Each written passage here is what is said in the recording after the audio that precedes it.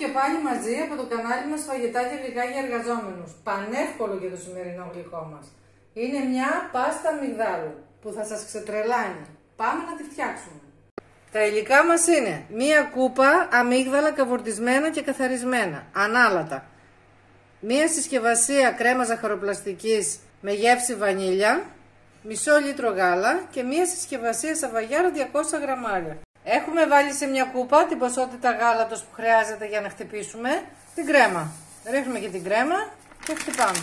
Έχουμε χτυπήσει την κρέμα. Έχουμε κάνει στο μούλτι τα αμύγδαλα, σκόνη. Θα βάλουμε τη μισή ποσότητα από τα αμύγδαλα μέσα στην κρέμα. Και ανακατεύουμε. Σε ένα ταπεράκι βουτάμε και απλώνουμε τα σαβαγιάρα. Βάζουμε και στα κενά. Απλώνουμε τώρα τη μισή κρέμα. Τώρα βάζουμε άλλη μία στρώση από τα σαβαγιάρα. Και τώρα στρώνουμε την υπόλοιπη κρέμα. Ρίχνουμε από πάνω το υπόλοιπο αμύγδαλο. 5 ώρες στο ψυγείο και είναι έτοιμο. Έτοιμο το γλυκό μας, για να δούμε.